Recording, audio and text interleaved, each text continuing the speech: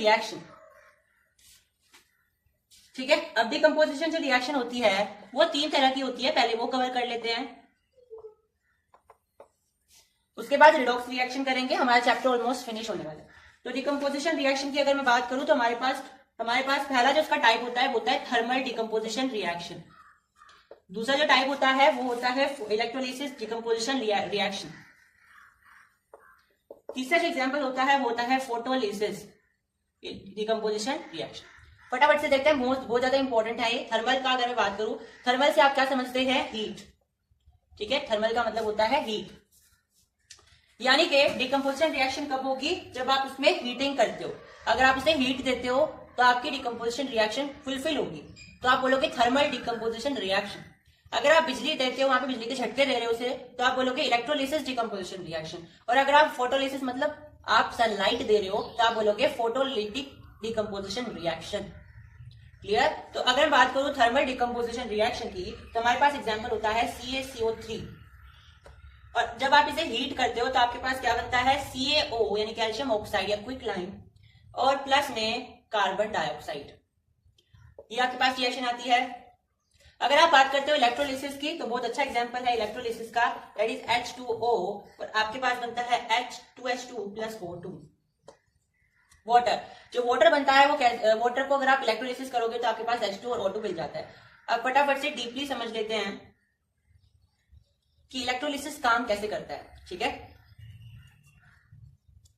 तो अगर मुझे इलेक्ट्रोलिसिस करना है तो मैंने क्या किया, एक मग लिया है ऐसे, उसमें मैंने पानी भर दिया है, यहाँ पे मैंने इलेक्ट्रोड लगा दिए हैं, ठीक है, 2 इलेक्ट्रोड लगा दिए हैं, और इनको बैटरी से लगा दिया है। मान लीजिए 6 वोल्ट की कोई बैटरी है, ठीक है। तो मैंने यहाँ पे जब इसे बिजली दी वाटर को, तो इसमें जो हम बोलते हैं कि नेगेटिव वाली इलेक्ट्रोड होगी, ये मान लो नेगेटिव वाली इलेक्ट्रोड है, ये मान लो पॉजिटिव वाली इलेक्ट्रोड है, तो H2O जब हम बिजली देंगे तो आप H2 और O2 में निकल जाएगा।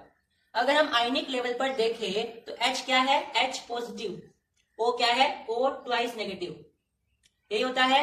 तो इसका मतलब क्या है? जो नेगेटिव है वो पॉजिटिव की तरफ जाएगा, जो पॉजिटिव है वो नेगेटिव की तरफ जाएगा।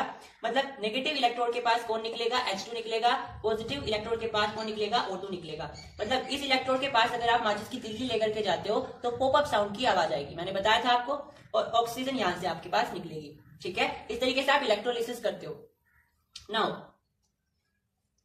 आपके पास जो मैंने CaCO3 बताया है इस रिएक्शन में, CaCO3, आपको ये भी ध्यान रखना है कि CaCO3 होता है मार्बल का फॉर्मूला भी, ठीक है, मार्बल का फॉर्मूला भी यही होता है। और जनरली जब यहाँ पे व्हाइट वॉशिंग करी जाती है तो यही यूज किया जाता है, तो फिर शाइनिंग आ जाती है ना, शाइनिंग आती है बहुत बढ़िया।